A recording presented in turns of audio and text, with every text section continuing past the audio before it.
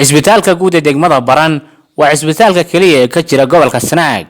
kaas oo daboola baahiyaha caafimaad ee bulshada degmada Baran iyo guud ahaanba bulshada ku dhaqan gobolka Sanaag maadaama aanu ka jirin cisbitaal kale oo bukaanka lagu dabiibo gobolka Sanaag. Axmed Jibriil Cali waa agaasimaha cisbitaalka guud ee degmada Baran waxaana uu sharaxaad ka bixinayaa xaaladda cisbitaalku xilligan ku sugan yahay. سأل شيء أنا باهي وكل أسباب وياه باهي مرة لما سوكوبي كرو وأنا أسترك كذي قبل كاردن إتعلق بحد علق ضد كاس ترى اللي يكونوا لين وشقين يعني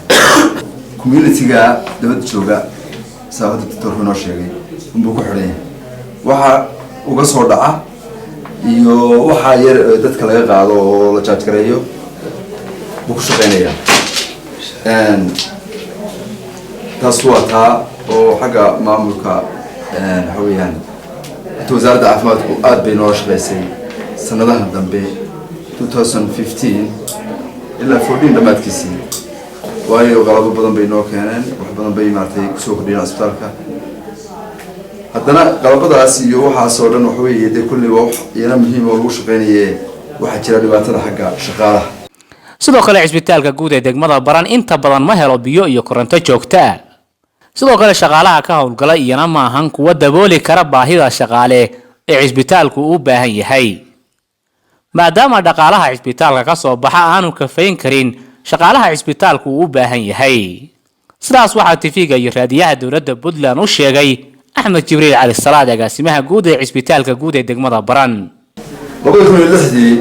يهدر وتواصل المالية ثم كاسنا أستاذ كاسي مربوح حرميو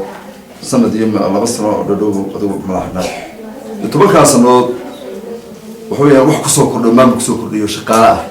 هذا يراتي ما شفتوا ماشى هذا حالة بكشرتها وحوي ينعى شغالة سين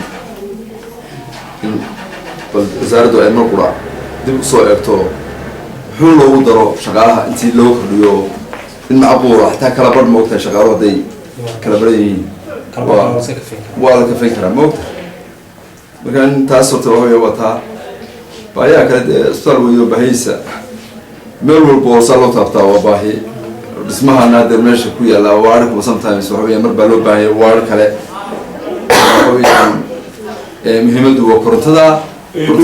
korontada magaalada waxa weeyaan waxa magaalada ku jirta waana bilaash oo inba ugu deeqay waxa ajil kaleedo yoo saatahay bilaash loo siiyay haddana asbaartii kuma filla waayo wuxuu galayaa qalin buu galayaa way to kale noorkay tagto wax loo baahan yahay waarkii inay dadkii dibashka toosh moogta qofkii waa mushkilad taasna waa baahi biyaha waxa ku jira oo qaybaan anu kulli anu gacan saaray oo dadaal ha oo يكون موجود ترى لكن حقا وركا رجع كحيجة وحبيها وترى مثلاً وقعنت بالو رامية يروى بهوين